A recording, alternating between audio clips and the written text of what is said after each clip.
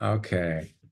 All right. We are here with the incredible Chase Wark. How's it going? Good. How are you? I'm doing really good, man. We ran into each other. You don't know this, but I spotted you at the Valley of Tears pre-race meeting. Okay. And Yeah. you and I were actually standing almost next to each other. And I don't know, most people in gravel are kind of like maybe in their 30s and maybe 40s and something like that. And I saw you standing next to me, and you really stood out because you were a little bit younger. And then you had this look on your face of intensity of you were paying so close attention to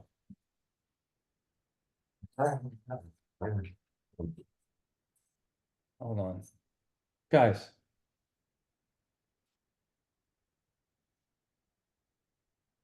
You're paying so close attention with intensity to what they were saying that I knew that like you were wanting to like, in my mind, like soak up every single detail in case there was I was something, that they were going to say that was, really important. I, I like to find the rules and like get as close to them as I can with like breaking them but not breaking them. So I was listening for could you have a feed like anywhere out on course?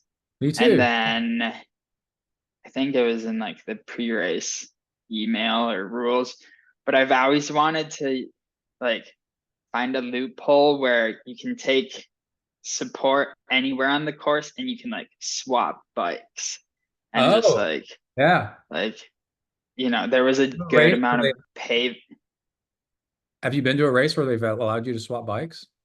I don't think I've seen that yet. uh I I don't know. I I'd have to go back and like look in the rules. A Yeah. lot of the Minnesota races, they just like only let you take support at aid stations or no support. So Right. yeah, and then all these big ones, I mean, yeah, usually it's just only take support at the aid stations. So from like one aid station to another, it'd have to be all pavement. Like if I wanted to switch to a road bike. So Yeah, yeah. they definitely gravel's definitely the Wild West of it. It reminds me of triathlon before I even got into triathlon. Before Ironman took over such a big brand, everything was there was no standards. And I think that's why Ironman became so successful is they standardized stuff. Oh Like yeah.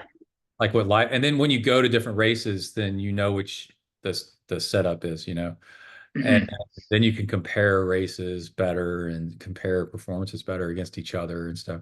And yeah, I was listening for same thing on the aid stations. Like they kind of said that you could hand up, or maybe they didn't at the different aid stations, but they just recommended that you just do this one or two aid stations for sure. Yeah. Yeah. I also usually skip the rider meetings. So Oh, like I like to be honest, I didn't know it was gonna happen then. So once it started, I was hoping to make an exit, but then I looked back and the room was just filled with people. So I'm like, yeah. well, I guess I'm stuck here for the rider meeting. So, Yeah. Well, yeah, but but yeah. Emily Newsom missed that and didn't know about the map course change, like the day before the race, and then went Oh off. yeah. I assume she didn't go to the pre-race meeting because she didn't know she didn't have the latest GPS thing, and that was brought up Okay. a lot. So, Yeah. uh, so you're in Phoenix right now. How did you end up in Phoenix? Aren't you from Wisconsin? What are you doing?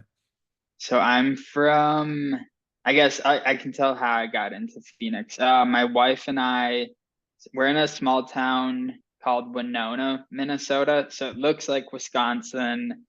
It's on the border between Minnesota and Wisconsin, and Right. it kind of almost has Wisconsin vibes in the town, as in like a good amount of bars. Mhm. But yeah, my wife doesn't like the cold weather of Minnesota, so and I race full time now, so when she brought up the idea of doing travel nursing, I didn't say no to it, and I like to kind of live by like the motto of like you only live once, so like YOLO, I guess. But so it's like, there's no other time we'll get to snowbird down to Phoenix or Yeah. um yeah. So then there was like two conditions though. It was we had to live close to a gym with a sauna because Yeah. I use the sauna almost after every single ride. Mhm. And then it had to be in a good training area. So we're in like northeast Scottsdale. Oh yeah. So like if you know where McDowell Park is at, Yeah. we're like Definitely. right on the edge of Yeah. that I on love the that south park. side. We've done Cactus Cup twice now out there. Oh yeah. Yeah, that park is amazing. It's so Yeah. awesome. Yeah. So close to a lot of hiking trails for my wife, and Yeah. I guess I'm good. I'm close to like one good road training route, which actually I'm like sick of it now. I'm excited to go back to Winona, and like where I live is called the Driftless region, and Uh, there's just an endless amount of loops, and yeah. I feel like I've roads like 30 to 40 miles away. I still need to explore a whole bunch. So Are you yeah. near have you heard of New Ulm, Minnesota? Yeah, there's a good root beer made My there, 1919 root beer. my great grandparents pretty much founded that town and Whoa. um owned the hardware store in the middle of town. They were the wealthy family that was the center of town. Okay, And dang. on Sundays they would cook food. It was all German. My great grandmother Yep. was there, and she didn't speak English until she was 16, even though she was born there. And they Whoa. on Sundays they would all uh cook breakfast or cook a meal on Sundays to give to the rest of the town in the basement of their house. Yeah, and they owned the hardware store, which was like that's like owning Sears or something, in a town. Yeah. Yeah, that's cool. That's awesome, man. Yeah, and then they moved down to Tennessee and then Texas and such. So Okay. Just kept uh, going south, more and yeah, more south. getting out of that heat. Yeah, my wife's a nurse. Yeah. Or getting out of the cold. My wife's a nurse too. She's not a traveling nurse though, but she keeps bringing it up. Yeah. Wants to do it. Yeah. It's a good gig. Yeah. So how did you get into endurance cycling and gravel racing and such? Yeah. So how I got into biking was my grandma and I used to bike to the Dairy Queen pretty often. Like when I was 6, 7, 8, 9, 10, and same with my parents. And that then we ended up moving.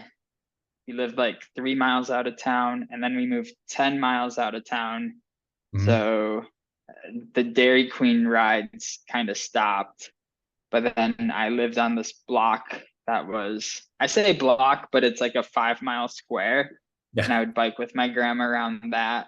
Yeah. And then from there, when I was in, it was like when I was 14 and 15, I had a bike to hockey practice with one of my friends. And Uh, so we had a bike 10 miles each way. And I just always tried pushing myself to go faster and faster. And Yeah. one day there was I Googled how fast like bike racers go, and I Uh, don't know, there's like a chart that said like beginners go 20 miles per hour. So one day on a crazy tailwind uh, on like my trek, just beginner mountain bike, I averaged 20. I dropped my friend. I didn't even tell him what I was doing. I just went for it. uh, And yeah, I from there I'm like, I'm fast. So then I got a road bike, and then it was easier to go faster. And yeah. yeah, then signed up. Well, I did a mountain bike race. That went really bad. But yeah, then got into road biking Uh, I was 16 when I did my first race, or 15. And then from there, raced in college at the U of M. And okay. then Minnesota, actually, the gravel scene, a lot of the early like gravel races were actually in Minnesota. So Yeah. my first gravel race was in 2018, I believe, called Lakeville, Milltown Lakeville. Free gravel race, kind of like how a lot of them used to be. Yeah. And yeah, I did it on a cross bike with 33 millimeter tires, and Yeah. that was super standard back then. And Yeah. yeah, uh, then I realized like I suck at sprinting on the road. So I'm like, okay, I'll never do well in crits, even though I love crits and just Mm. like the chaos of them. I could never win one. And then with like the road scene, it's essentially dead in the Yeah. Midwest. So I, yeah, did then 2020. So the pandemic happened, and one of like the only races was called the Day Across Minnesota, or the Dam, which is like this super popular race in Minnesota, but I feel like no one else has heard of it. Yeah. So you bike point to point across Minnesota on gravel roads. And I did that on a specialized bench with 32 millimeter tires. Yeah. And I ended up winning. And I realized from like that day on that just long, Yeah. brutal days on the bike suited me. So yeah, then 2021, still a lot of the road scene wasn't coming back in the Midwest. So I did mostly gravel, and yeah, from there did the Dam, and then in 2021 I won that. The next weekend I did Gravel Worlds and I got third, and that's when I got picked up by the Mazda Lauf team, or the Mazda Orange Seal team is now what they're called. Yeah. But they offered me a spot on the team right at the award ceremony. So So how yeah, does it in happen? 20, Does somebody like walk up to you and put their hand on your shoulder and they're like, "Hey, come over here. We want to yeah, talk so behind this tent," or something like that?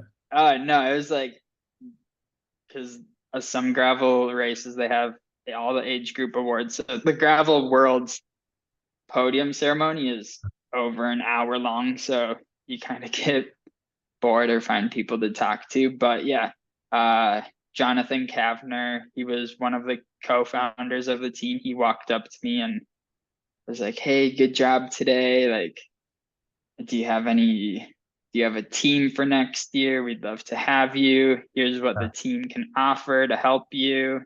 Yeah. And then it was like, "Can I get your number?" And he, but yeah, I don't think he could have should have offered me a spot on the team right there. And I think maybe a little while afterwards, he like was like, but then yeah, him and John Harp, the like director of the team, I hopped on a call with those two guys Yeah. later, and yeah, Yeah. I think there's I've seen it a lot where people go long distance, like they've got a background like collegiate racing, whatever sport, but they never were the best because most sports are short, you know.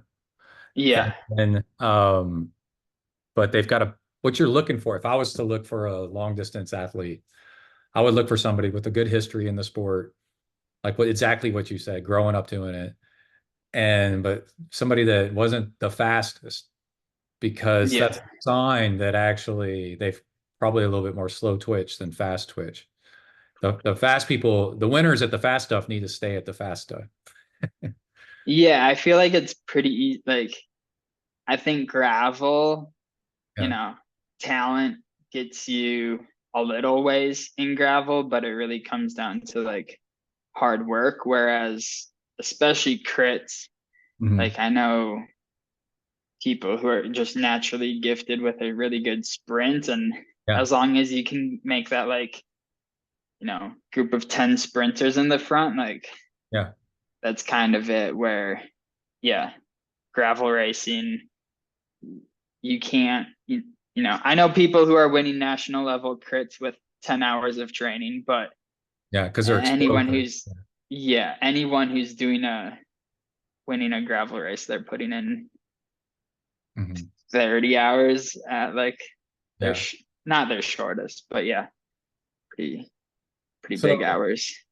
uh you just got picked up by Lifetime, right? Is that still going on? Is this a real thing? Yeah, Yeah. Okay. yes, And I need to say this now. You and I we became friends before you became picked up by Lifetime, you know. yeah. I think So when I you didn't do reached that. out, I reached out to you before that was even a thing. So yeah, I I didn't saw it in want. you too. I was like, because of what you're riding on your bike and your bike setup specifically, I was like, this guy knows what he's doing, and this is going to pay off. And this is one of the reasons you're so fast, is you're doing something that most people aren't doing. And it's something I catch crap for doing as aero as I can. But also I tell people, dude, it's actually pretty easy. And if you're not doing it, you're just giving up free speed. And I have conversations with people about it all the time that are like, why do you have aero bars on your gravel bike? Or why do you try to aero out your bike or your wheels and stuff like that? And I'm like, because after riding a time trial bike as much as I have, I've ridden a time trial bike for 15, 20 years, you Dang. know, and sitting upright on a road bike or at any position on a road bike without just a round tube road bike or whatever, and not optimizing it, you feel so slow. Like there's so much more speed to have. But do you know who um, dropped out of Lifetime so that you got that spot, or did they? How did they reach out to you? Yeah. So I don't know. Like, I would say I'm 99% sure I got. Well, I guess he's not on the roster anymore. I got Connie Losers or Losers Uh-huh. spot. He's a Swiss rider. I think he got 10th overall Oh, last year. So I don't know why he dropped out, but yeah, it was the Thursday before Mid South, and I was standing in a subway line, like subway sandwiches, yeah, and all of a sudden I get a phone call, and I'm like, oh, like sometimes I'll get random phone calls because yeah, my phone number is out there for my bike events I put on, yeah, and people will like ask questions. I'm like, okay, it must just be some random person like wanting to know yeah, is the course marked or whatever. But then I answer, I'm like, hello, and she's like, hi, this is Rebecca from Lifetime. And like right when she said Lifetime, I'm like, no way. Like I yeah, think I know what's about to happen. And yeah, yeah, she's like, uh, someone dropped out.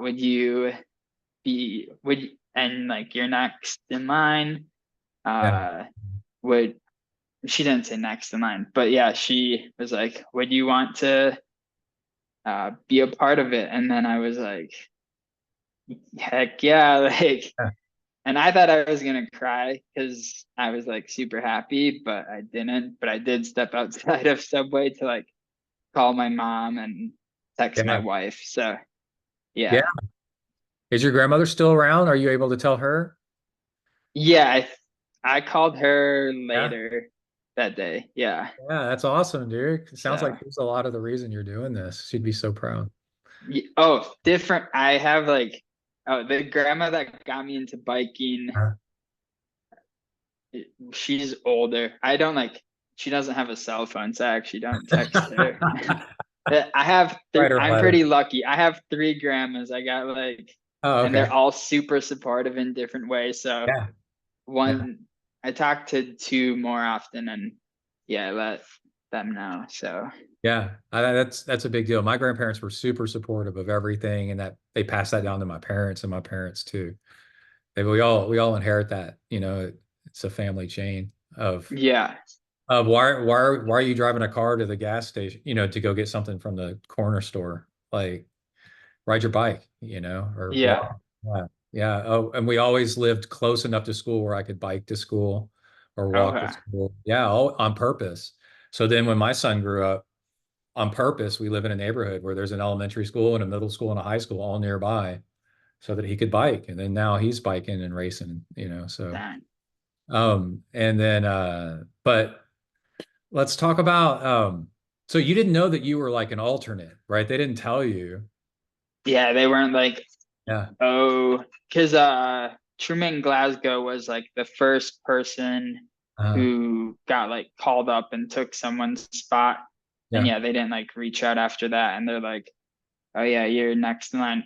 And I I didn't ask them. Uh, I don't know if they went off of like my last year's application or if they took into consideration my results from earlier in the year. So yeah. I won Rock Cobbler and then the second place at Valley of Tears Yeah. and then 14th at Mm.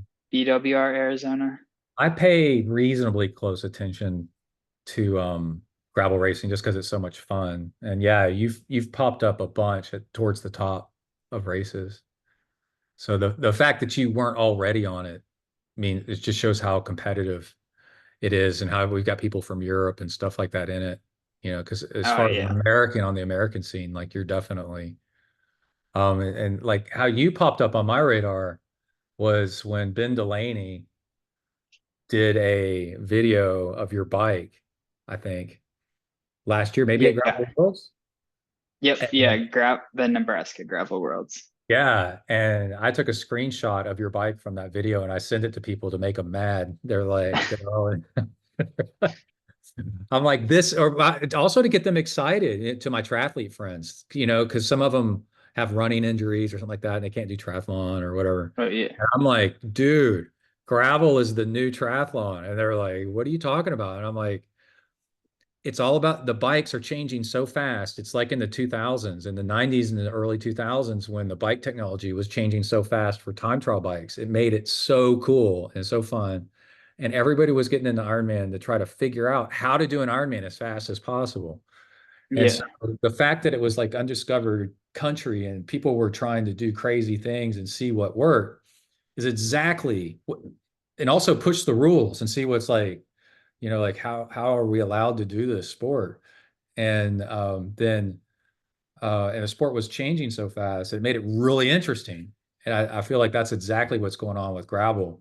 Gravel's been triathlon had been around forever, and then all of a sudden it just blew up. And then but that's going on with gravel. Gravel's been around forever, but then I think the a confluence of events where mountain bike technology made it possible to make road bikes way more capable on gravel. Mhm. The geometry of a gravel bike, they figured out, you know, how to like kick the fork out, shorten the stem. Then you won't go over the front end of the bars. And then they figured out disc brakes, which allowed you to get wider tires and a wider frame. And then tubeless tires with sealant from mountain biking allowed you to get um, the not get flats. You could ride forever and not get a flat, you know, Yeah. out in gravel. And then the next thing you know, and you've got, and then yeah, pushing the seat forward a little bit, getting over the bars. And the next thing you know, you've got gravel bikes that are like Mhm. super capable road bikes. And Oh then yeah. people not being excited about riding on open road and getting hit by cars. When on gravel, there's hardly, if there is a car, you can hear it coming from a mile away. Yeah. And then you can ride with friends and stuff like that. And it's like, this is amazing. Like, this is so cool. And then there's all the, you don't have to shut down. That's the other one. You don't have to shut down roads, although we should, you know, do better at closing intersections and stuff like that. But I think that's Yeah. common. But I you can put on a race almost anywhere where, because the problem with putting on a triathlon or like a bike race of any kind is you have to close down all this traffic. It costs a ton of money to close down all these roads in a city or around that area. And in gravel, the further away from everything, the more people like it. yeah. Yeah, I've put on cyclocross races, road races, crits and time trials, and Uh, now gravel events. And uh, by far, I guess the cyclocross stuff was pretty easy because it was in my parents' backyard, except we had to do a whole bunch of like yard maintenance, but and just mowing field.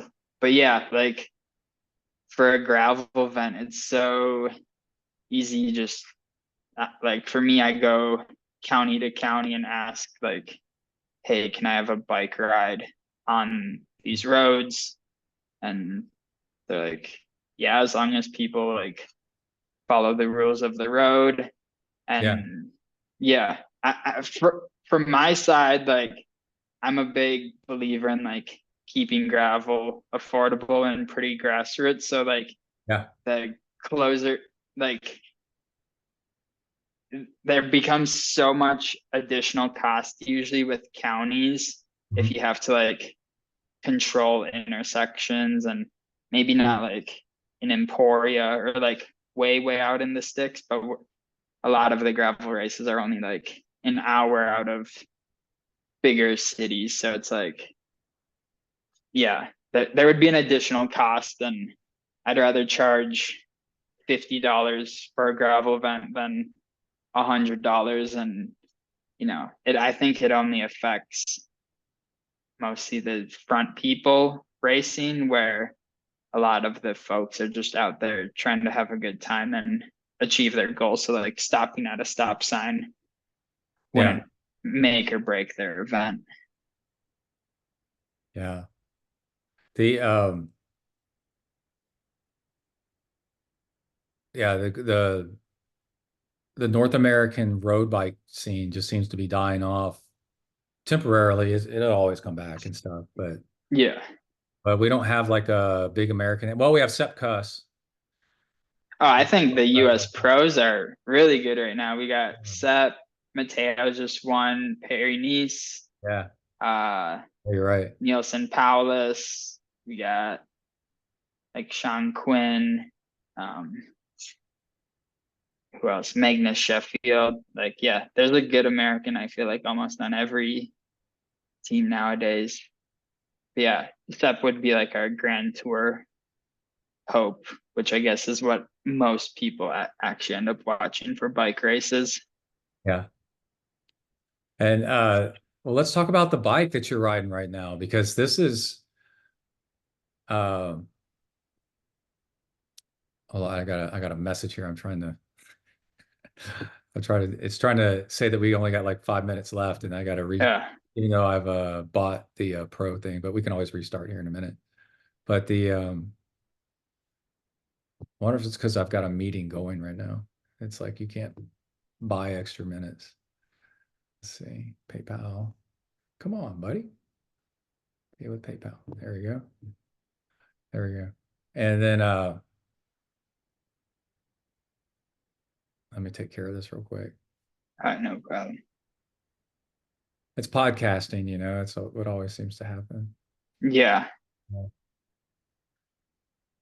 Uh, Usually there's a leaf blower. That's the joke in podcasting. If somebody starts mowing their yard. Oh, yeah. Yeah.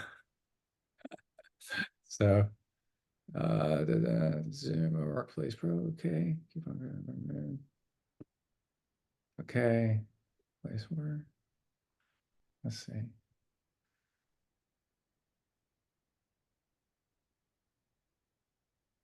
Yay! We now have unlimited minutes. Okay, cool. Yeah. I was a scoutmaster for a Boy Scout troop, my son's Boy Scout troop, during the pandemic. And we did cooking shows instead of having meetings together where they would cook their own meals. And we would do it Oh, all over Zoom and stuff. It was pretty crazy. It was a lot of fun. yeah. So, okay. Got that taken care of. Let's talk about this bike because okay, well, so Gravel Worlds, I think is when I first saw your bike really stood out because of the head disc wheel, which was invented primarily for triathlon because at Ironman World Championships in Kona, it's so windy there, they don't allow a rear disc. So Head decided to break the rules or work around the rules and create this almost disc. It's got the tiniest hole in the middle of it. So it looks Yeah. like a rear disc. But another thing is I tease my son because I've got a wheel cover, which is a really cheap and easy way to put a disc on. I've got a zip rear wheel, an 808, but to fill it out completely, I put a wheel cover on it, during triathlons and Ironmans and stuff. And John Tomac was putting a wheel cover, or it was a solid carbon rear wheel when he used to mountain bike race off road. So it's a thing. It's been a thing forever, and there's no rule against it. And your bike looked like seriously like kind of looks like a triathlon bike, like a time trial bike from the side with that disc. And I was just like, wow, that thing is so cool. And then I don't think at that point I paid attention to the brand. I may have noticed it was a Lauf, may have not. But then over the past year or so, as I've realized more and more that the thing that's holding so much of us back is tire clearance so that we can put bigger tires in, is Mhm. I paid more and more attention to what is, like a bike. So for my next gravel bike, I want to get one with really wide tire clearance. And also for my son's racing too. And that way you can ride big or you can ride medium still, and then on a muddy unbound course, you could still have plenty of tire clearance. So you're not gonna, jam up the tires and still have some decent tires in there. And Lauf, which is out of Iceland, uh, Mhm. meets that. They're one of the biggest clearance. I think it's 57 millimeter, like a 2.2 inch mountain bike tire, like a 29-inch wheel, 2.2 inch mountain bike tire. But you don't have to do that. And then people that know stuff about aerodynamics and wind tunnel and track racing and stuff like that know about the Hope bike and these other bikes where they have really wide tire clearance on purpose because there's a thought that instead of having really tight tire clearance, right, to slice through the wind as narrow as possible, it's just as debatable to have wide tire clearance. And that allows the air to pass through the fork and the seat stays more easily and not jam it in there. So you could go either way, and they can't really decide which way is faster. So a gravel bike that has wide tire clearance by nature might be just as fast as one with narrow tire clearance anyway. And then you have the choice of having wider tires if you want them. Like when we did Valley of Tears, that rails to trail part was Oh rough, yeah. man. That thing was so rough. And I was like, I can run a 47 on my front, but I can only run a 42 on the rear. So I do. And I could just tell the 47 was just so much better than the 42 on the rear. And I was Oh glad I had yeah. that. And I have a suspension stem, right, to eat up the bumps as much as possible. And my old gravel bike actually has a suspension fork on it. It was a cheap suspension fork. It was an old bike that I had a suspension fork on. And that thing was so smooth over rough stuff that that yeah, and cheap poor man's suspension is fat tires, right? The fatter the tire and Yeah. lower tire pressure. And so how did you end up with Lauf? Or did they come with the team or like did Lauf reach out to you independently?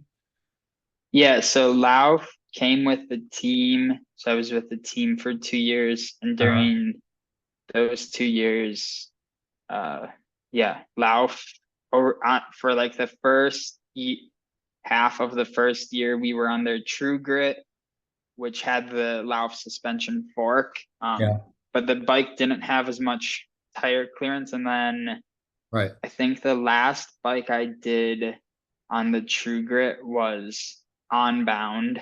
Hmm. And then I had my Segla, but it was in Winona Hmm. by the time and I was already in Emporia. So I wasn't able to ride it. And then, yeah, so 2 years with the team on Lauf, and then around Gravel Worlds last year. So Lauf is a sponsor of Gravel Worlds.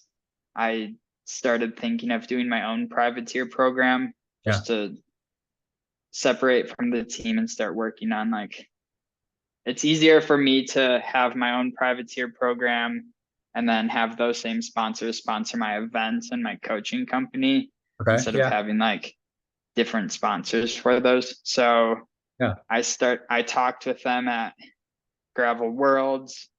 Um, and yeah, we signed. They were like the first people to say, "Oh yeah, we'd love to support you," and you've been crushing it last or in Yeah. 2023. So, and then yeah, the more I've ridden the Segla, the more I've just fallen in love with the tire clearance. Honestly, Yeah. some people will be like, "Oh yeah, my bike can fit 50 millimeter tires or whatever, but then there's no, you know, a Yeah. little flex in the tire or wheel and it's rubbing the frame, where like I put 2.2s on and there's almost a finger width of clearance Yeah. around the whole entire frame. So there's, yeah, and even with the fork, when it dampens or like compresses, it doesn't rub the frame. So yeah, Yeah. 2 point, yeah, there's just so much clearance. And then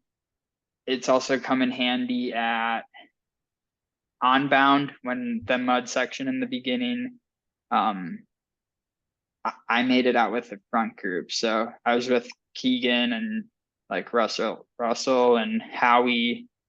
Um, and like I'm this like small name with all the biggest names in gravel racing. And Yeah. yeah, I flatted out of the group, but and Yeah. then 2 months later, I'm in Gravel Worlds and I'm with like John Borstelman, Brendan Wirtz, Stephen Vogel, all these guys with FTPs over 400 watts, Stephen and Brendan close to 500. And I'm like, I don't know how long I'll be able to last with them because this terrain suits them. But then we hit a mud section and Brennan drops anchor because his bike doesn't have any clearance. And there was a Dutch guy who had zero clearance. And like all of a sudden, this group of, and Freddie Ovett, who trains with Remco Evenepoel and Matthew Vanderpoel, Hmm. um, like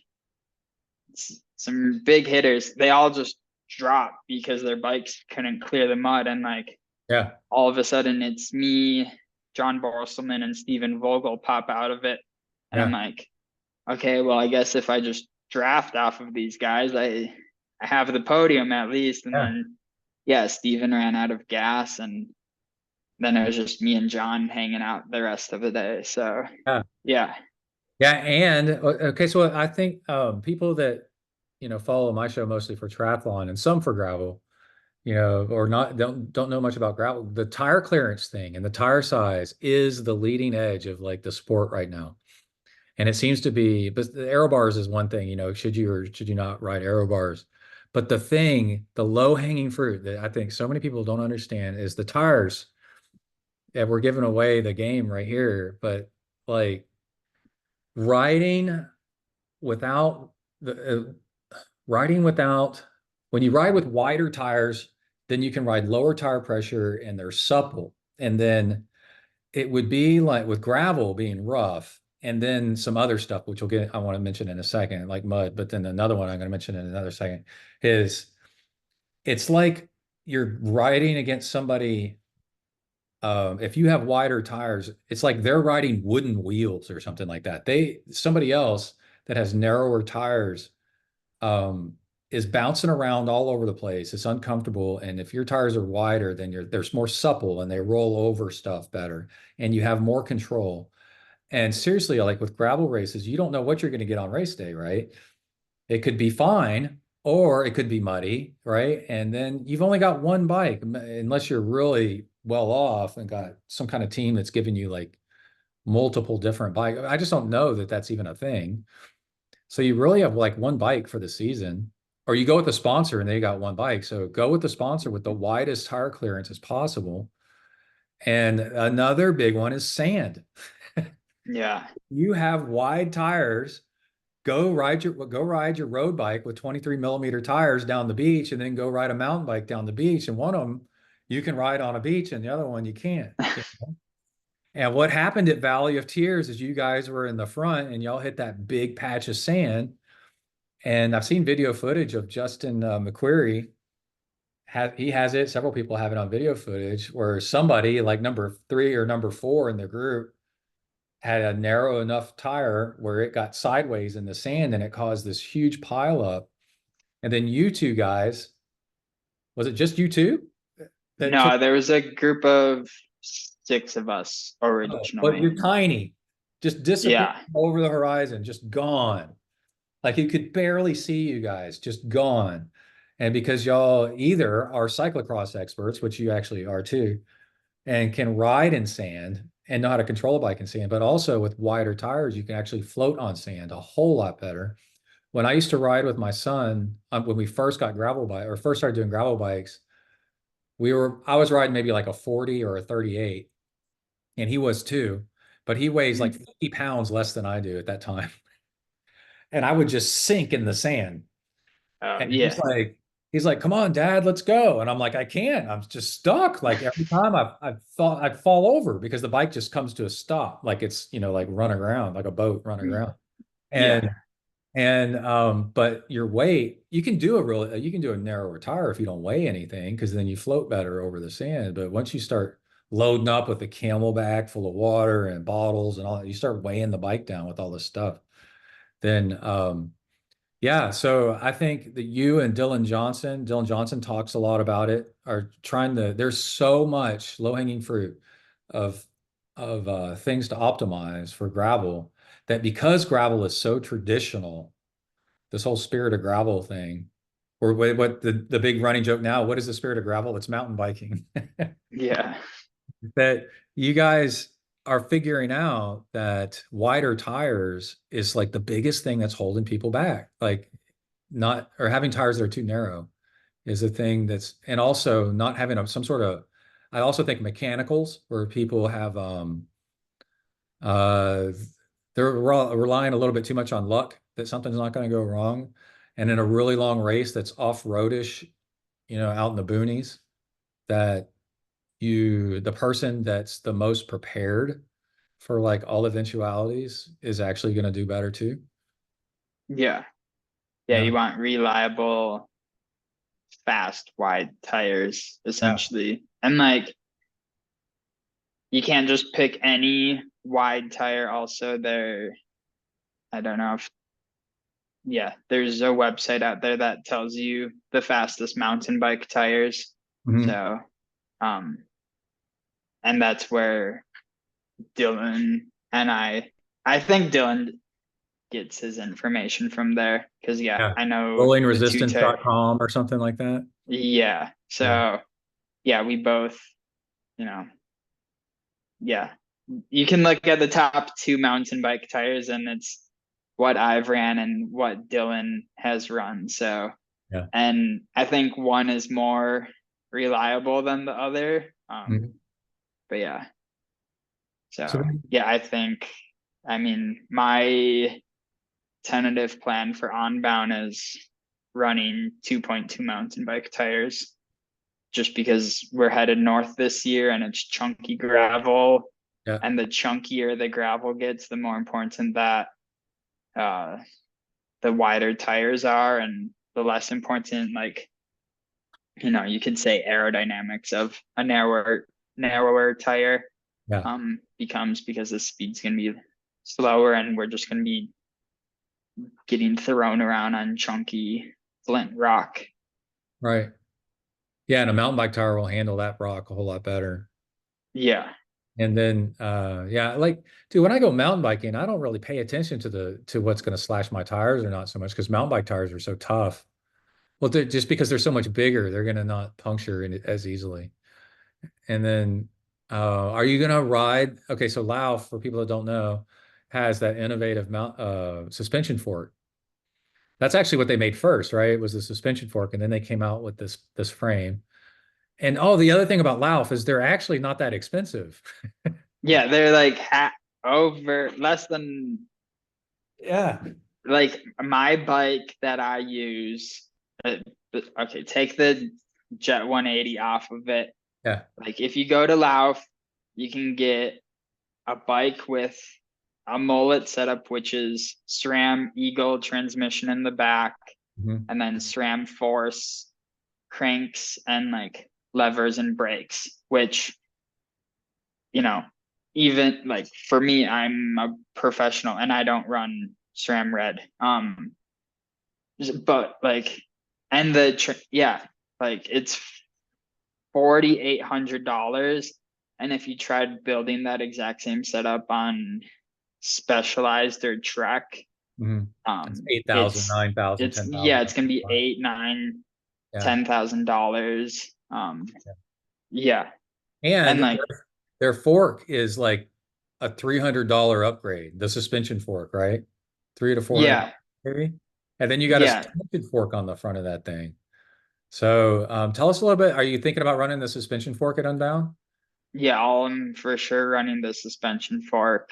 Okay. Last year I didn't run it because I was like, okay, like as a pro, like I would suggest the suspension fork to anyone unless you're trying to hang on to Keegan's wheel on an Mhm. uphill and you need to save every single gram.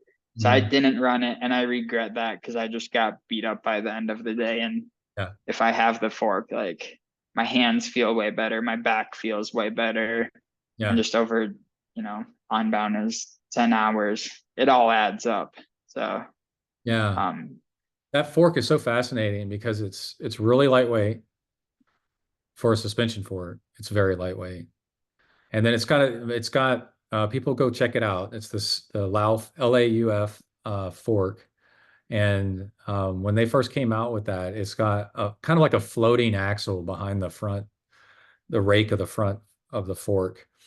And then people think that's carbon fiber leaf springs, but it's not. They're like glass fiber, reinforced mhm. poly whatever glass fiber. But like there's this video of GCN where they're hitting it with hammers and stuff, and it's super tough. And and and yeah, you got to decide because you can't lock it out. You got to decide. When you're climbing uphill, it's going to be a little bouncy, but it's only like 3 centimeters of travel. It's not much. But then, Yeah. but then it puts the travel in the best spot. It floats the front of the frame. I think gravel racing is exactly. I did a long gravel ride one time on a hardtail mountain bike with a lockout front suspension fork on it. Long time. That was my very first long gravel ride. And that was amazing. And I used to actually race on that mountain bike too. And it had a lockout, on the handlebar. And having lots of plush suspension when you want it is so cool. And then being able to firm it up on the road, or when you want to go uphill. I timed it. Mhm. I used to do this laps around the local bike park and timed it, and it really made a difference. But so how'd you get into this head wheel package? Did you buy it first, or did they offer it to you, or what?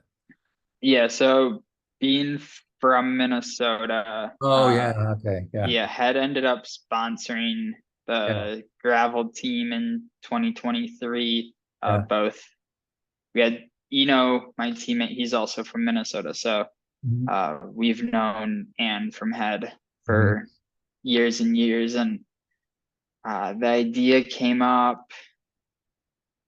I want to say Big Sugar 2023. I Uh, think they had a concept wheel actually. right. Um, and then I knew about it and I asked if I could run it at Gravel Worlds or if they could make me a wheel for Gravel Worlds.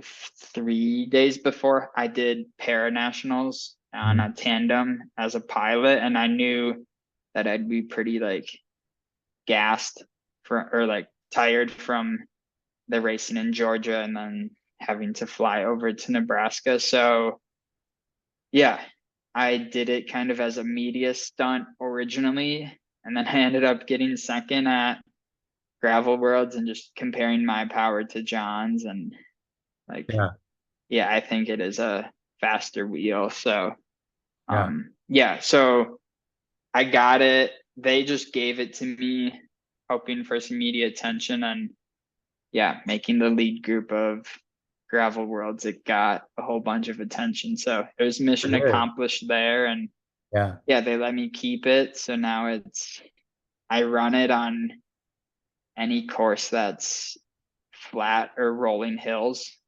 So, Do you think they make a gravel? Do they make a gravel 180? Let's see. so this is custom made. Or Yeah. yeah, so it is. So they don't make it online. For me, they took their gravel Emporia rim, which is 26 millimeter internal and then 31 millimeter external. Uh-huh. And because that the Jet 180. That's just a fairing. It's not structural. They were Right. just able to put that onto the Emporia rim. Yeah, they kind of So bowed it out at the rim, I guess. if you look at it, it actually it's weird. It gets sucked in at some points. So it's not a completely smooth disc. But and then if you run too narrow of a tire, I don't there it will make like a clicking sound because of the pressure on the fairing. So but yeah, they don't sell them online. Well, it's an I don't Emporia. know if It's an oh Emporia rim, right? So it's like yeah, a but with the head 180 fairing on it. So it's a oh, and what did you say were the dimensions on the Emporia rim? What's the internal width? 26 millimeters. Oh, okay. Yeah, that's plenty. Yeah. Okay. Yeah. Cool. Because I was going to ask you, like, how do you run this wheel and then have enough width for a good decent gravel tire? Yeah. Okay. Yeah. Okay, that makes more sense. For people that want to know, oh my gosh, that wheel's expensive. You're lucky, dude. They got this customized wheel. And a one of Yeah. a kind. That thing might end up in a museum someday. Yeah, I've done so uh, in 2021, actually when I did the day across Minnesota, Uh-huh. they gave me a full disc wheel with bird spokes inside, Mhm. and I ran that at a gravel race. So like actually me running a disc wheel at gravel races, I should have ran it at Gravel Worlds in 2021. I had it with me. Uh-huh. Um, but I ended up not doing that and I kind of regret it. But yeah, I've been like always interested in like what's the fastest bike setup for Yeah. years now. So Yeah. And like you said, you've been able to compare power numbers with other people. not Keegan, he keeps his power private. So Yeah. I've wanted to look at my power compared to his power at Valley of Tears because like I don't know. So I ended up crashing and breaking my camelback and not having any carbs or anything to drink or eat for the last half of that race. But for the first half, like sometimes I could hear him breathing pretty heavy, like Mhm. on climbs. And I don't know if I had him on like if he just had to do a whole bunch of watts to like hang on to me and then Yeah. if he had to pull through at that Yeah. exact or like if I was doing roughly like 300 watts when I would pull through. I don't know if he had to do 350, I was about to 400 say probably or 350. 400 Yeah. watts Yeah. and just like yeah. Yeah. Every so when I was doing that race, I ended up with a group of people that were a fast group that was doing the 77 miler or whatever it was. And I was on aero bars. So basically I have my bike rigged out with a forward facing seat post and triathlon bars, aero bars and such. And Mhm. and I was able to pass this pace line and keep up with them easily, like easily, because of the position I was in. And they're all riding upright like a bunch of roadies. And Mhm. I would rotate off the front like very easily, keep up with them. And I was like, man, this is crazy that more people don't do this. And then I've only seen a few photos of y'all racing together, but I just thought it was funny. It did not escape my notice that he was behind you in every photo that I saw, drafting off of you. But That's I'm just not me saying that's what posting happened all them. the time, Yeah. but I'm just saying in the rare photos you were in front, and I'm like, yeah, because you're slicing through the wind and he's trying to save energy. He's no dummy, man. He's trying to stay behind you and let you draft. And then another funny thing that happened, I don't know if you know this, my son's girlfriend, my son was racing pro that day, and she and my wife were at the that aid station where y'all crashed, and they had it on video. Yeah. Um, Kylie, my son's girlfriend, caught it on video, and and yeah, the gravel was soft there, and Mhm. Your wheel got twisted as you went through some soft stuff, and you were probably trying to ride with one hand and like grab a camelback, and then Yeah. and Keegan was right on you, like behind you, probably trying to draft, and then uh, and then he plowed into, I wouldn't say he plowed into you, but whatever. So like then he plowed into you, whatever. And then yeah, your camelback, there was some kind of weird stuff going on with your camelback, and you were trying, all we saw in the videos, you were trying to still put it on and it wouldn't go on exactly, and you just took off, right? And then um and then after that happened, people, I don't know if you know this, there was discussion amongst the group, and they were like, we need to move to a different area and to like where it's harder soil, Yeah. do hand ups, not in that soft gravel area. And so when the next pro wave came through, everybody had moved over because of y'all's crash. Oh, And then after it was over, Kylie ended up talking to Sophia, and my wife ended up talking to Sophia. For people that don't know, that's Keegan's girlfriend, who also won the women's division. She's world, I don't know if she's world champ. Is she world champ? But anyway, she's like no. the best in North America and an Olympian and all that stuff. And so like she was like, wait, send me that video. And then so they sent the video. So they're pouring over the video footage of how it actually, like how the crash went down, you know? Yeah. I was And wondering. yeah, I'll probably get around to sending it to you because I think you'd like to see it. And also, it's proof that you didn't crash because you were in aero bars, and you were riding on the hood. I mean, you were riding trying to stick your arm through a camelback, riding upright. And so yeah, we've got that video, and it's pretty cool to see that. And how many watts do you think you save like doing the aero position? And do you do any other aero stuff too? Like I got a question for you. What's your breaking point? Would you wear like a time trial full teardrop helmet, or have you? Uh, if it was cool enough, Yeah. and if like, so I'm Because sponsored by Laser for helmets. yeah. If they gave me a time trial helmet, Uh, I think I would run it. yeah. Yeah, there's not really a limit for me. I Yeah. mean, yeah, I tell I you, I've like, seen somebody at my son's collegiate mountain bike races at a time trial, mountain bike time trial. Somebody wore a time trial helmet. dang, Yeah. yeah, And they got second place or first place too. And it was a flat time trial, and they averaged, probably 20 miles an hour. So I'm like, yeah. And it was cold. And I was like, yeah, that probably gave him 5 seconds right there. yeah, Or a real short time trial, really short time trial. Yeah. Okay. So you would wear one if yeah. For you me, like, yeah, I'd wear a helmet. I mean, like, it's right here. This is a like a Aero base layer that I am Oh testing yeah, it's out got the right now. yeah. So it's, So what he's yeah, showing is he's got the base layer that you wear under a kit. Is that the one you wear under a kit that's got the ribbed shoulders on it?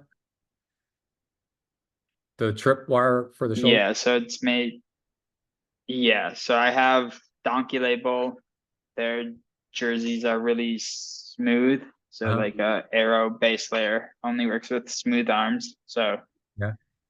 ordered one just to test it out, and today was my first day testing it out. And yeah, I gotta test. It was pretty cool today. It was like 60 degrees on my ride, so I gotta test it in like 90-degree heat. And I have a core body.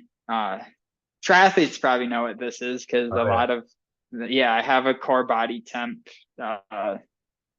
sensor Uh-huh. that I'll have to do some testing with and without the base layer to see how my core body, Yeah. if there's a difference with or without the aero base layer. And The then like aero socks. I, You got the aero socks? yeah, I actually want to buy a pair of calf sleeves. Yeah. Not even just the socks. Like I feel like socks are pretty standard nowadays. If you're Yeah. not, it's like waxing a chain. If you're not waxing a chain, you're just putting yourself behind. Like you Yeah. might as well just drag your brakes as I well. wore calf sleeves during that race because I have them left over from a long time ago, and it was cold. So I was like, I don't want to wear leggings, like full leggings. So Yeah. calf sleeves, all you're leaving at that point bare into the cold wind is just your knees, if with cycling shorts and calf sleeves. Yeah, and they were great. I felt great with them. Yeah. My biggest dilemma is like finding the fastest calf sleeves, and I think I got it Yeah. figured out. But yeah, I just Okay, so gotta order then them now. let's see. Do you know that wearing gloves is actually on Aero? Would you go if it's warm enough, would you go no gloves or do you wear gloves every ride? Yeah, no gloves, and I shave my hands and my arms. All right, dude. Yeah. Yeah. All right, that's Like cool. I have these like Aero Yeah, gloves, there's but Aero actually gloves. Yeah. I think they're I think they're less Aero than regular gloves because they like fold up where like my hand creases. Yeah. Okay. So I think I mean, I just wear them on training rides to protect my hands. But Yeah. like during a race, I don't think, yeah, I'd rather wear no gloves. Also, I think it helps with cooling wearing no gloves. It's So true. You're right. It does. If it's yeah. humid, I learned that. I used to have a sweat. I was on some kind of medication for a while that made me sweat too much.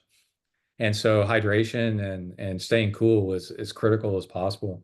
I'm not on it anymore. And one trick I picked up on was not wearing gloves. So I did an A/B test. I went riding with them and then without, and I could totally tell a Mhm. difference. I was way cooler without gloves than because they're right out in front of you and it's all that surface area. I'm holding up my hands for people that can't see. Yeah. It's so much surface area for cooling. Yeah. Yeah. And your hands and feet are like, I don't know the exact science behind it, but I think the hands and feet are where you can get the most cooling benefit from. Yeah. What So, about that what's the blood sugar sensor? glucose monitor. Glucose monitoring. Yeah. In Europe, that's way less expensive than it is here. So, Yeah, not yet? all of them are subscription based that I found for like an athlete, I guess. I guess I could like try to find one for someone who's diabetic. Yeah. But yeah, everything that I found is subscription based, which I think is dumb. Like you buy the machine like a Whoop. Like why do I have to pay a subscription for that? Like Yeah. just give me like let me buy the product and Yeah. use it. I don't use that. I don't think there's too much benefit there from like what I've heard. I would like to use a continuous lactate monitor when Yeah. they come out. Okay. I Yeah. think that That's would it. be beneficial for training. Training. Yeah. The Um, Norwegian method stuff. Yeah. yeah. Yeah. And then I think most yeah, gravel like races aren't really long enough. Like an Ironman, I could see, like an age grouper that's doing a really long Ironman, or something. You're getting into really long stuff, then monitoring your glucose, you know. But most of your gravel races, you guys are finishing in 5 hours, or something like that, 6 hours. yeah. It's the Unbound, if a long day or Unbound XL, then you could start getting into watching your blood sugar to make sure you're not crashing or something like that. Yeah. Yeah, I think just like over time training that, and Yeah. I think most pros now are doing 5, 6, 7 hour rides on a for one of their longer training days. So Yeah. like just making sure you don't crash on the 7 hour ride and you can take in 120, 130 grams of carbs per hour. Yeah. Yeah. I So let's don't talk about think. that. What's your go-to long ride? What's your favorite ride? And do you ride Zwift or what's your indoor training? And if you do that, like what's your favorite routes?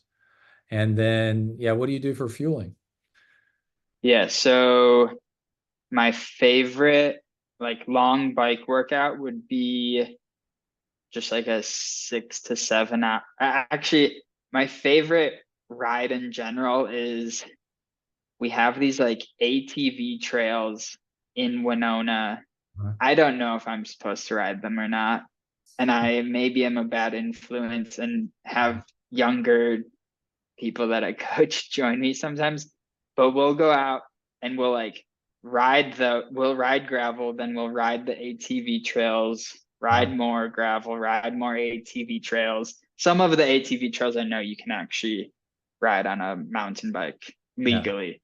Um, and just like practicing fueling that whole entire time and making sure like, Yeah. okay, you're about to hit the trails and maybe you're not going to be able to drink for 20 minutes. So, you got to remind yourself to taking carbs before so you're not behind. And I guess and then if there could be, so in the Midwest, specifically like Minnesota and Wisconsin, there's a gas station called Quick Trip. Uh-huh. And like one stop there, 4 to 5 hours in to get they have strawberry Mountain Dew and lemonade, and I'll Yeah. mix them in a cup, and Uh-huh. I'll get like 22 ounces of that. And they have like, they have donuts that are better than Krispy Kreme donuts, are very similar. So, and I'll have one of those like as a treat and then finish the ride. So, But then but if I had to, well, go ahead. I don't mean to interrupt. oh, I was gonna say, if I had to do like a workout that's not just like go ride your bike and have fun with friends, it would be uh I've only done it here because there's actual like long 20 plus minute climbs, but it would be like unstructured sweet spot, or I call them fartleks, and it's just do your workout, your sweet spot workout, like whenever you're going up the hill, ride at sweet spot. If you're Right. on a flat or downhill, just ride at like zone 2, and then cap your sweets once you hit 90 minutes or 2 hours of sweet spot riding, then like you're done. Now just ride zone 2 Mm. home. So that's been a super fun ride to do because I can like warm up for an hour and then I hit a 25-minute climb, and I Yeah. do that, and then it's like downhill or flat for like another 40 minutes, and then there's like an out and back road out to one of the lakes here, and there's like probably an hour of climbing over the whole thing that like you can add a whole bunch of sweet spot. And Yeah. also doing those workouts like get you pretty good Strava segments on the out and back Yeah. loop. So I've uh like gone faster than Brandon McNulty on some of the out and backs. Oh, But cool. obviously he's just riding at like unstructured. But Yeah. yeah, yeah. Yeah. I have a theory that, like Scandinavians, the whole thing with fartlek, which is and apparently the Finnish and the Norwegians and whatever were the fastest runners in the world until the Ethiopians started showing up at the Olympics for like marathon and stuff. And also when those Scandinavian countries were poor and people had to run everywhere or cross country ski everywhere. And then when their economy got a whole lot better, the coaches or somebody said, well, that's the end of that. Because you need to be poor enough to be skinny enough and also run everywhere to like be low weight enough to be a world-class runner. And so Yeah. these Ethiopians and Kenyans, you just watch video footage of them. And like I watched they're interviewing somebody in a Kenyan village, and this kid goes bouncing behind the guy, like running. And he's been running his whole life, and he weighs almost nothing. He's healthy, but he's just skinny and like just bouncing behind them like a rabbit, and they run to the next Oh village. yeah. They run all over the place. But the whole thing with cross country skiing, I think, which has been a Nordic sport for hundreds of years, or it's just been a way to get around. It's Mhm. a sport. And I think in their culture, it's go easy on the downhills and the flats and then work the uphills. And that's one reason that's a tagline whenever I wrap up my podcast. I say work the uphills and cruise the downhills and because then you get and with their rolling or mountainous terrain, that's just what's built in. And they know they've been doing this for hundreds of years. And they know to put in effort when you go sweet spot, basically, when you go uphill, because you got to, or else you're going to slide backwards. And, Yeah. and when the flats and the downhills, you can kind of half coast. And then that ends up being like that perfect polarized kind of like 20% of your time to 50%, 30%, depending on if you're a pro or not. Like how much of your time are you actually going kind of hard? Ends up being, if you live in rolling terrain, it ends up being about the amount of time you're going uphill. Yeah. Yeah, that's really cool. Okay. So then do you ride Zwift indoors or what do you ride indoors? Yeah. So since I've gotten to Arizona, I haven't done too much Zwift Mhm. till so January and February. Not too much Zwift. There's a couple Yeah. like 5, 6 hour rides that I did on Zwift. Or I do all of my recovery rides on Zwift because it's really easy to control your power output and there's no traffic. Um, Yeah. but yeah, so when I'm in Minnesota, so in like December, I probably did 80 to 90% of my training on Zwift. Mhm. Um, and that was like my wife and I will share the same Zwift account actually. So she only rides a couple times, but it was like a 90-hour month. So I probably had 60 to 70 hours of Zwift in December. And what I do, I just pick Tempest Fungit for my route, Yeah. and I kind of just joke with myself that like I I I accumulate all these flat fake miles. And then I don't care how many miles I ride in a week. Yeah. I go by time. Yeah. Um, but then I actually Zwift is this like just micro screen in like my top right corner on my laptop, and usually I'm watching YouTube videos or working on coaching stuff or texting people, things to take my mind off of riding, and I'll use ergo mode.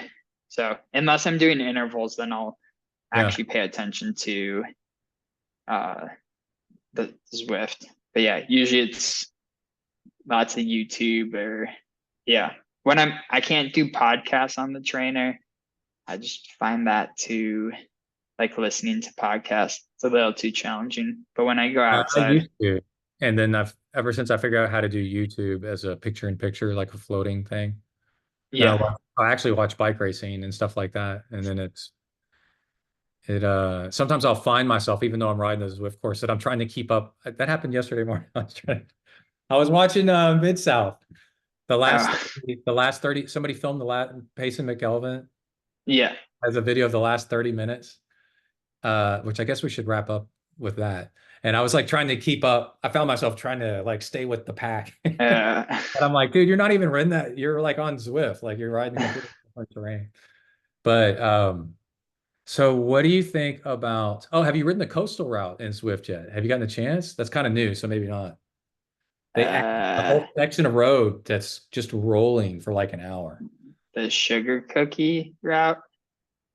No, I don't think so. Maybe. I don't know. But it goes along a coastline and it's got Uh, Bigfoot and stuff I like that on it.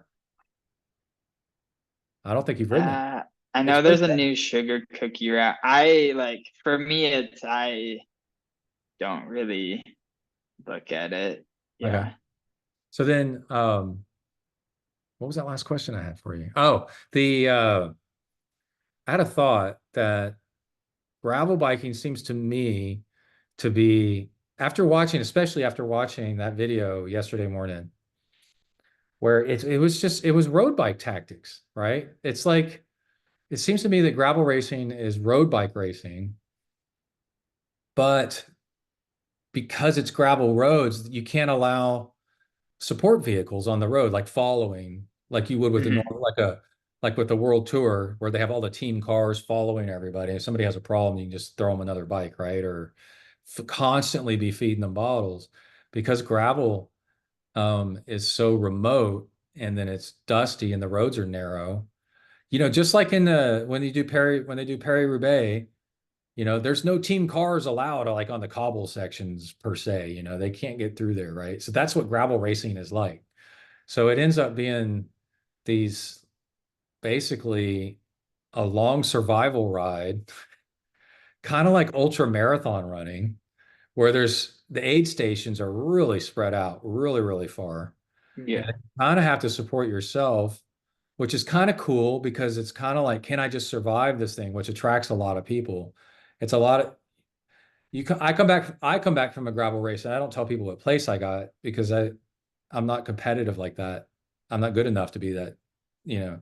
And but I tell people the distance that I went and like how long it took. And then people are like, Yeah. crap, like, right? So gravel racing has that. Kind of like Ironman, it's the same thing. People don't ask what place you got. Yeah. Unless you won or something, it doesn't really matter what place you got. It's just the fact that you did it. And so, Valley of Tears, 115 miles off road with what, like four aid stations? That's it, maybe? Was it three aid stations, four? Yeah. And For yeah, and then, but watching it Mid-South, where like people need to go check this out, Payson McElvin's video of the last 30 minutes, because he talks in detail about the tactics that are going on, right? With like people yelling at each other, like, hey, you need to take a pull. You're not taking enough of a pull, and then working together to bridge up to a breakaway and then trying to keep with the pack, like in tight turns and stuff.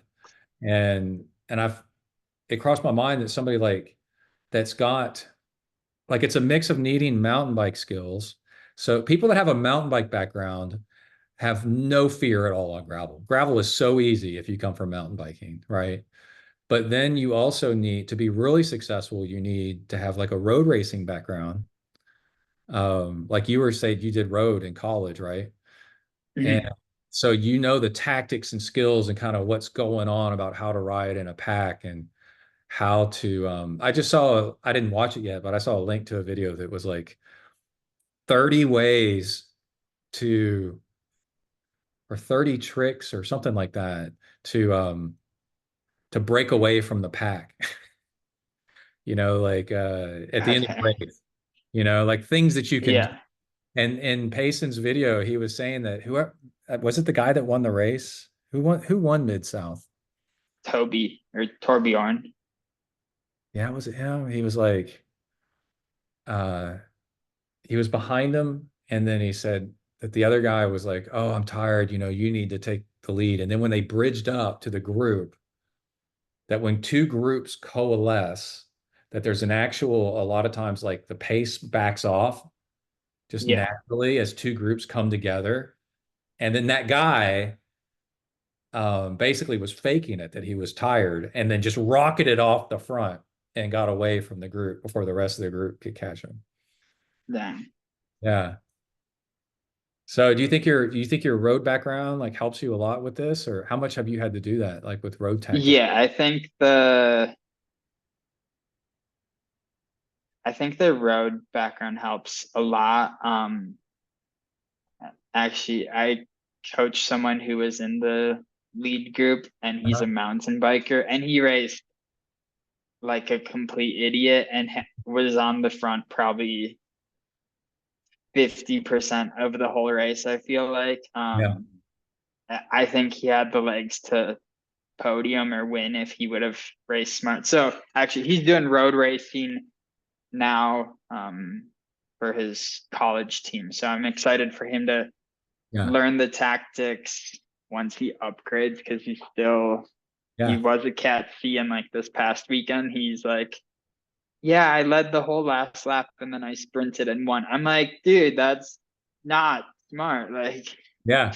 come on. Trade off But with like, people. Yeah. yeah, he's gonna learn hopefully. And Yeah. yeah, I think being a roadie really helps. But I also think uh uh, the group was so big at Mid South that there's just gonna be uh none there's not they're not gonna cooperate as well. So actually when I was with Yeah. Keegan, it was like, okay, we just got to keep on the pace because at some point someone's gonna stop taking a turn and they're gonna slow down. So like it's a small group of three, four, five, six, seven, eight, usually the limit Mhm. where everyone's uh taking even turns.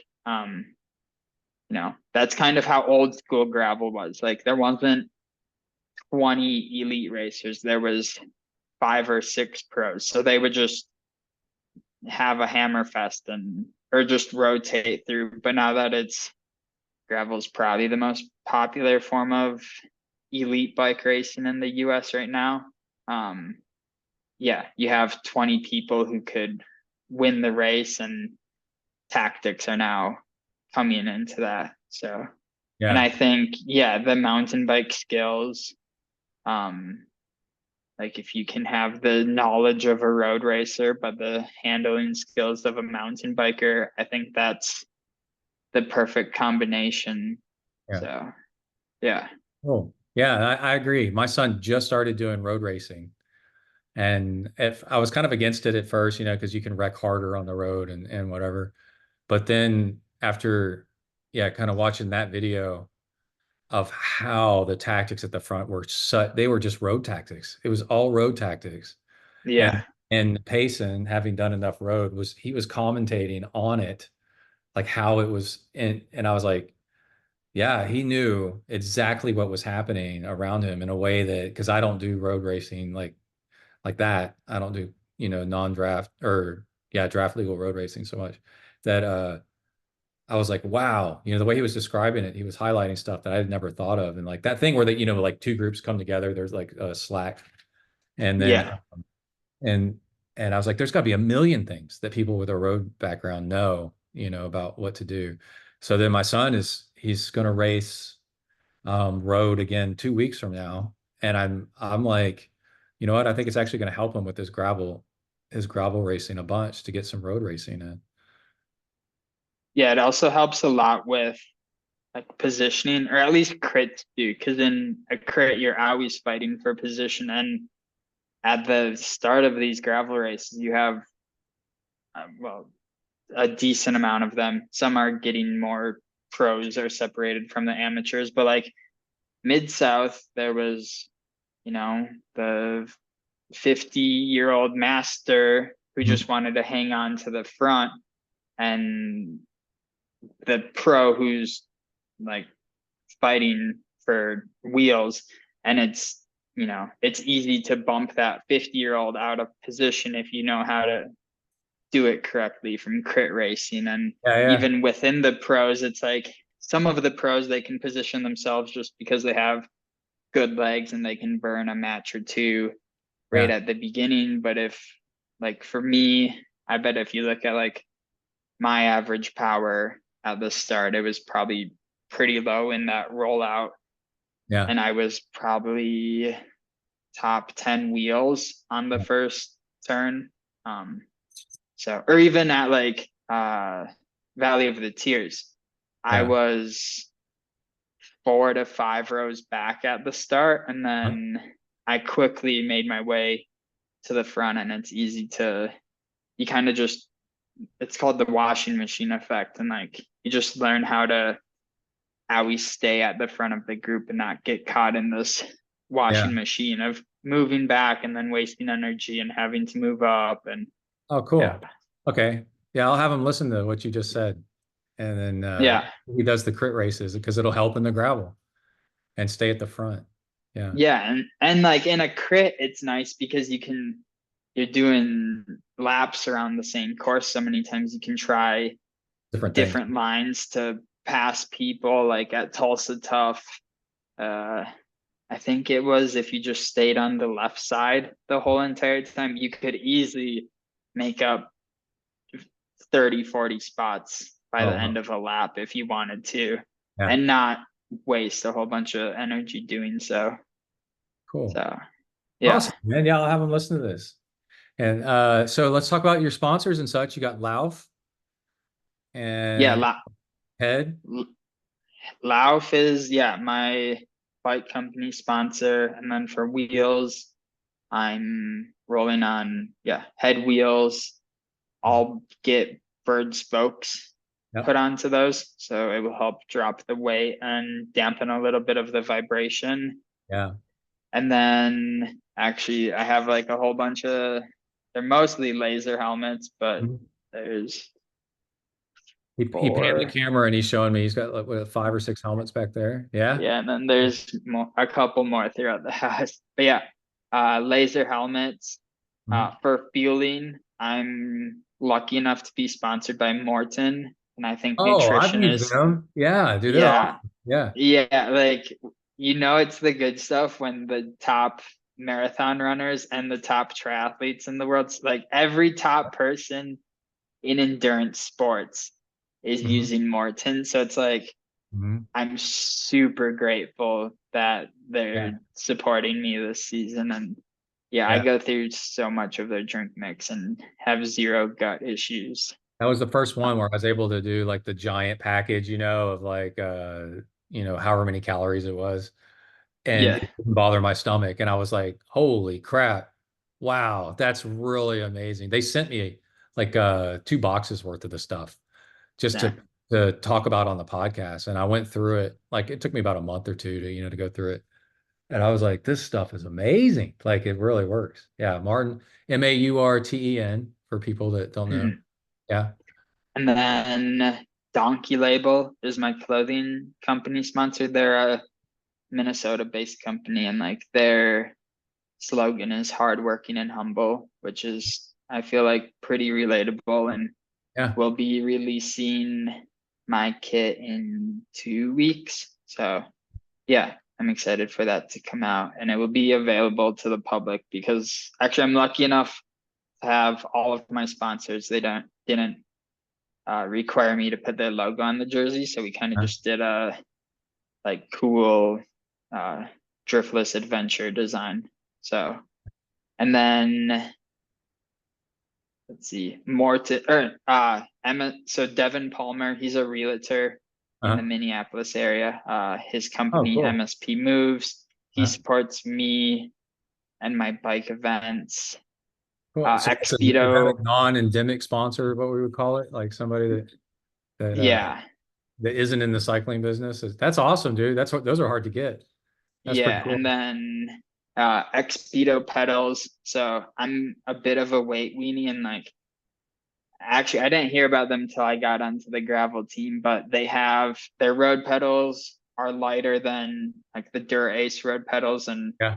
I'd actually say more reliable. And Yeah. then same with their mountain bike pedals. They Yeah. make, besides like the egg beaters, which will fall apart on Yeah. you in like a month, They they did, have, dude. We yeah, were on a long training ride out in the middle of nowhere, and my son's egg beater just fell off the spindle, right?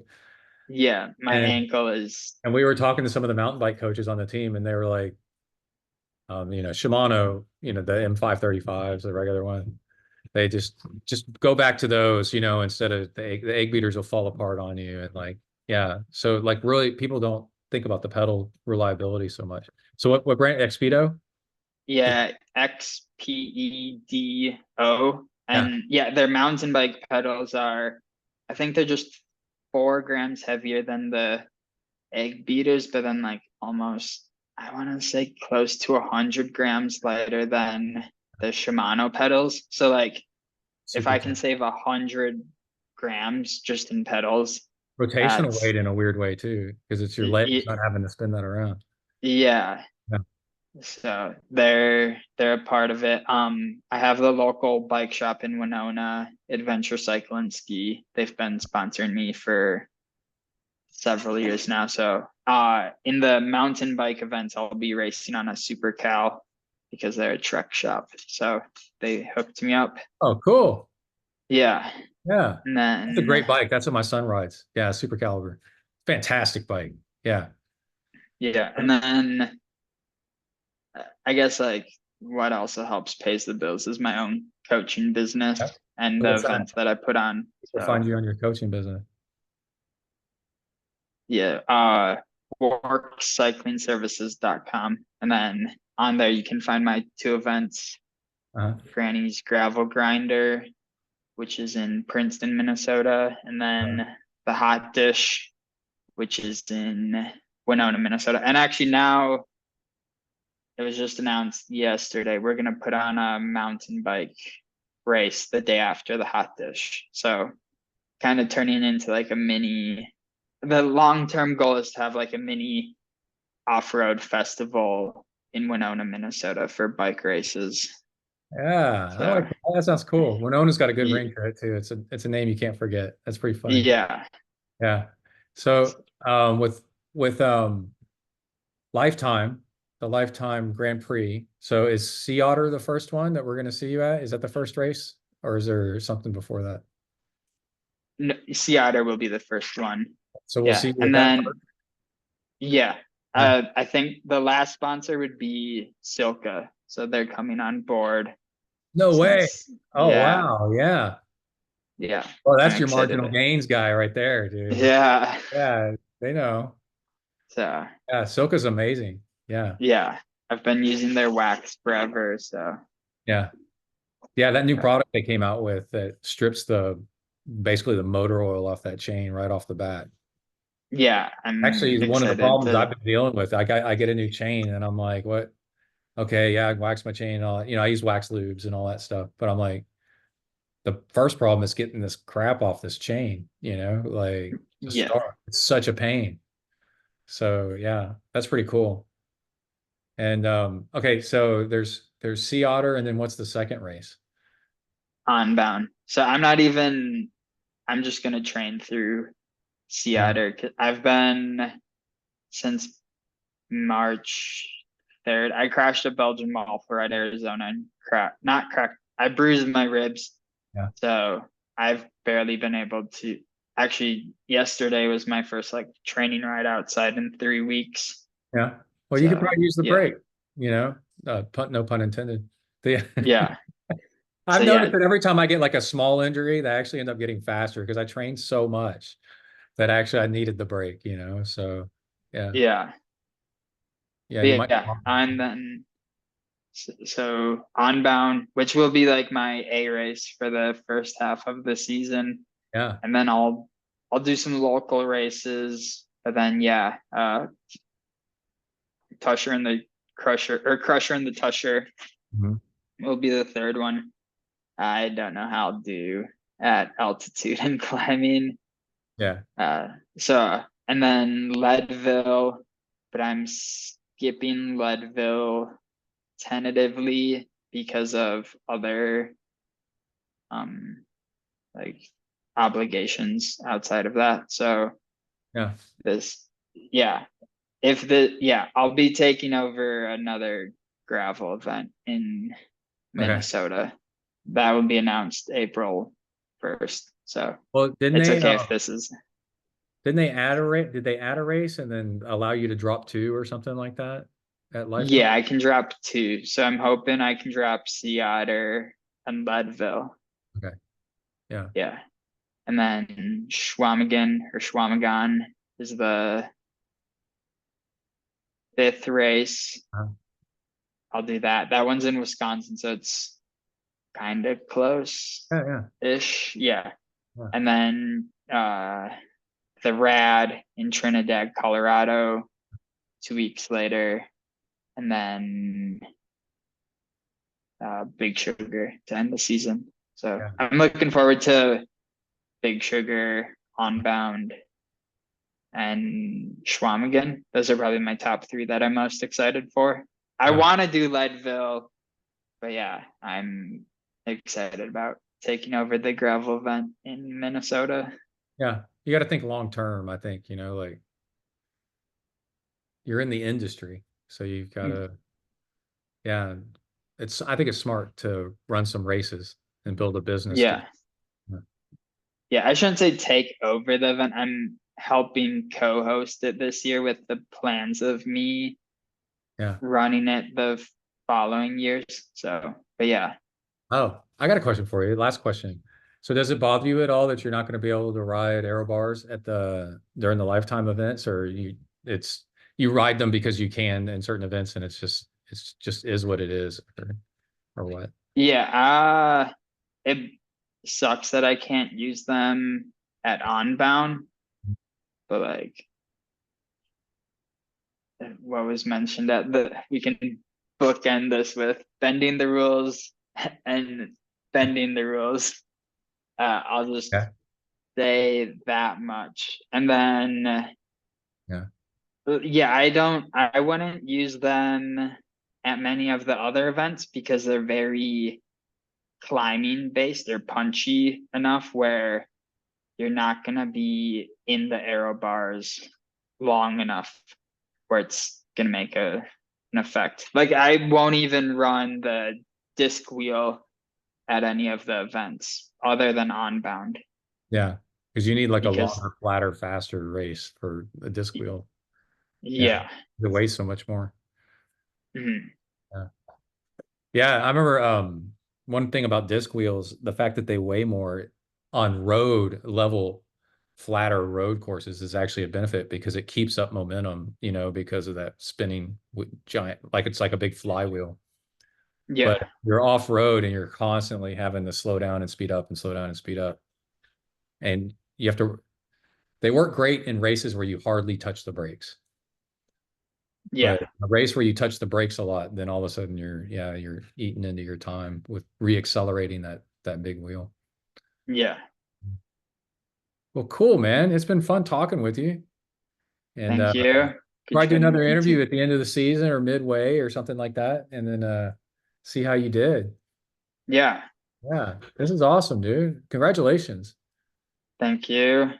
I'm hoping the rest of the season goes well. I'm not Oh looking no. forward to Seattle, but Yeah. yeah, Yeah. just the opportunity. Justin McQuarrie went all into pro racing this year and then had nothing but bad luck the past few races. So it's like I don't think you can just know, like you just got to do it and see what happens. Yeah. That's one thing I learned from last year. The more races you can do sometimes, the better, just because you're gonna have like I had mechanicals. So I did 4 races early season last year. Yeah. And the first one I had a mechanical. The Hmm. second one I had a really bad legs. The third one was in Arizona. I came from Minnesota and I ended up cramping. I had really good legs, but I cramped. And Yeah. then the next one I flatted. And like these are all excuses, Yeah. but they're things that happened. Those are And race like, enders. Yeah, those suck. Yeah. yeah. Yeah. And I had like, so this year I went back out to the event that I had my first mechanical. I ended up winning that, no mechanicals, Yeah. thank goodness. And then I had Belgian Welfare at Arizona. I crashed there, and that's where I had my bruised rib. I'd like to say I had legs to get fourth or fifth on the day, Yeah. but the rib ended up causing breathing issues that I had to like, I stopped in the middle of the race to like stretch and breathe. But I still got 14th, so I was like happy with that. And then Valley of Tears, you know, it was just one of those days where like the legs were really good. Yeah. The you, luck is just gonna happen at some point, and like that crash happened super Yeah. early on, and without that crash, would Keegan and I have gone off the front Yeah. 10 miles in to a 112-mile gravel race? Yeah. And you still had a No. problem though. Like you did that well, even in a great race, that's why like an Ironman, it's like a race of 1,000 cuts. It's like Yeah.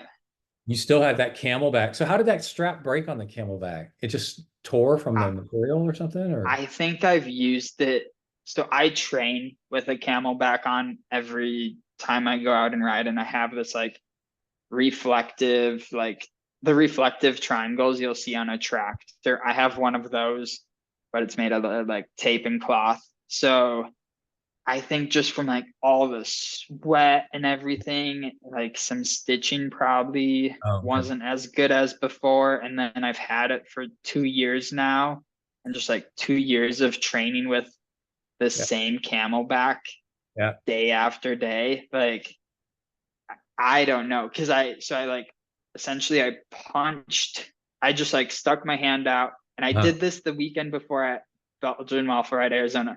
Stuck my hand out into the hoop, and it Uh-huh. just like slings onto your shoulders. Yeah. Perfect. Or like you have to get the other strap around. But that in Arizona, it was only half filled with water Uh-huh. because I had it like strategically planned. This was a full one, which I think made a difference. Plus, the Uh, really slippery surface, and my handlebars are only 33 centimeters yeah. wide. So like the super narrow bars probably played an effect on it too. Mhm. But yeah, it just I don't know. I thought like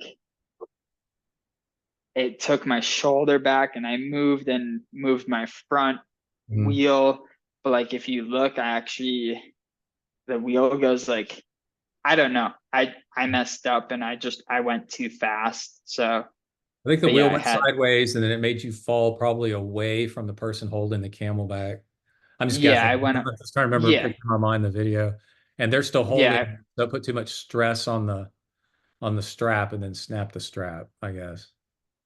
yeah, I Probably. don't because it was that strap wasn't even like on me. It should have been behind me. Yeah, that was the wrong strap, wasn't it? That broke. Yeah, it It wasn't wasn't even the even right the strap. right strap. It was the Yeah, left. it was the Then I'm left. just like, I haven't reached out to the race directors, but I threw that camel back Dude, about in that 200 video, yards.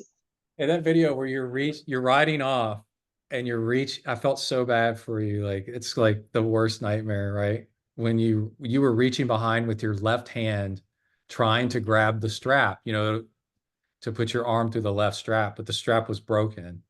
And Yeah, so you're just kind of going for empty air, like this floppy strap that's not even a loop anymore. yeah, And we can see it, but you don't know it yet. And we're all like, oh, F, dude, that's yeah. I don't know what I yeah. could have Well, you're even not the done worst there. case scenario, dude. I'm riding with a Camelback that's probably 10 years old and it was highlighter yellow, like safety yellow. Oh And yeah. it's almost white because it's got so much sun exposure. It's like bleached out. Wow. Yeah. When you open up Uh, the flap, in there, it's the right color still because it's not exposed to the sun. oh yeah. You can see what color it was originally, but I'm shocked. The Camelbacks are made really, really well. They're like super tough. Yeah. Now I have this like they didn't have any like mine was like tan, skin colored, pretty neutral, which would actually have matched my new kit pretty well. And I have this like right here on the ground actually. It's like silver with this like Yeah. it's a little feminine. I don't know. There wasn't it was either like black, which I'm like, no, that's just gonna heat up Yeah. my water in sunny days, or like I could have got highlighter yellow, but I'm like, okay, I don't want to be seen when I'm trying to like break away from True. people, and Yeah, I'm you don't want to just stand this out like, too much. Yeah. yeah. I was like, do I order two? Like highlighter yellow would be good for training and Yeah, it being is. seen, but That's yeah, I feel when I wear well when it was highlighter yellow. It's still really light colored, it's almost white. But like yeah, I feel much safer wearing a white helmet with the Garmin rear radar blinky light and then the light colored Camelback. I know oh cars yeah. can see me from a mile away, and I'm just like for training, I'm like Mhm. we're smart. But like, yeah, what you were just showing us, that was a real sleek Camelback, the one you just held up in front of the camera. And what my son used, he did a USWE for the first half, and then the second half, I don't remember which one he did first and which one he did second. But anyway, then we had a Camelback. He used my wife's old Camelback because even though it's more feminine, it's more sleek. So it's more aerodynamic. Yeah. It's more aero, and I was like, I've that's the one you need to use. Yeah, everyone's using the U-Swees and like there's like four straps that all have to come up and meet. And I'm like, this is so it's like two really thin straps, like Oh, backpack straps, and then just dude. like a buckle, which I have taped, and I'm like, there's no way. And the Yeah. hose on the U-Swees is kind of long. I'm like, there's no way. Like I know everyone has the U-Swee because Dylan Johnson did aero testing on the USWE, and now it's like that's what all the cool people use. So Yeah. everyone's gonna buy it. We're like, Yeah. I don't know, this The Camelback is Camelback I use is long and narrow. It's the Rogue. It's an old Rogue or like a Lobo or something like that. So it's yeah, tall and long and narrow. And in my opinion, it streamlines behind your helmet like perfectly, you know? yeah. That's exactly. This one is like the Yeah, yeah, yeah, yeah. like the Yeah, width yeah. It's of the my width of head, your and head. there's Exactly. Yeah. And your helmet. yeah, Yeah, but that's like yeah, exactly why I use USWE is it. just like Yeah. Well, I don't know. With those big seat, like airplane strap seat buckles and stuff on the U-Sui. Yeah. Yeah. I couldn't agree Probably more. wouldn't break in a crash though. I don't know. Yeah. It looks like you're putting on a parachute to jump out of a plane or something. Yeah. Yeah. Anyway, well, cool, dude. You and I agree on a lot. This has been a really fun time, dude. Thank you. I just burned any chance of me getting a USWE sponsorship, but Well, I can tell you they are very high quality. If they want to sponsor Chase, hit them up. Hit me up. I'll take one. yeah. Like, they are very high quality, and they're made in Sweden, and they got a little tag on it, the little Swedish flag. Oh yeah. Yeah, yeah, dude, they've got it down. And I think as far as marketing goes, the fact that their hose is red instead of some other color, Yeah. they know what they're doing. Like it's good stuff. Yeah. Yeah, it's good stuff. So, all right. Well, thanks, man. It's been nice talking with Yeah. you. Good And chatting with you too. yeah, look for this on the next episode. I'm gonna have one coming out pretty soon. I'm thinking Okay. about changing the name of the show to Zen and the Art of Endurance instead of Zen Ooh, and the Art of that's good. Triathlon. Yeah, because we've migrated so much into like marathon mountain biking. And this show's always done really long distance stuff, like ultra marathons and marathon swimming, and it just happens to be that Ironman is the center of it all. But Yeah. as my son, he started off in triathlon, and then the high school team had mountain biking, had a mountain bike team, and that was way more fun. And then so he got into doing that, and then he wanted. I was like, I found out about marathon mountain biking by accident. And I was like, and the team asked me to be a coach for their mountain biking stuff. And I was like, okay. And then, yeah, I was like, dude, marathon mountain biking is where it's at, dude. It's like you've been in a car wreck. Like it takes it Yeah. takes like half the day and it's just so hard and it's so long. And then I wasn't very good at it. So I was like, well, this gives me something to try to get better at. And then gravel racing came about. I told him that to become a better mountain bike racer, he needs to get miles in on the road, for volume. Yeah. But then he was like 14, and I was like, I don't want you out on the road here in Texas with bad drivers and stuff like that. So his Oh friend, yeah. his friend lent him a gravel bike, and then I rode my mountain bike with him, and I was like, holy crap, we can do this. This is fine. And then Yeah. he became one of the better mountain bikers in the state, high schooler mountain bikers, because he was doing 3 hour rides, on gravel. And like what you're Oh saying, yeah. just do miles and miles and miles and hardly ever see a car and just get in all this volume. So yeah, Yeah. it's cool. All right, dude. I'll talk to you soon. I'll let you know when the code's Sweet. up. And good luck. Yeah. Stay in touch. Okay. Thank you. Okay. Talk to you later. Bye. Sounds good. See you. Yep. Bye. All right. Bye.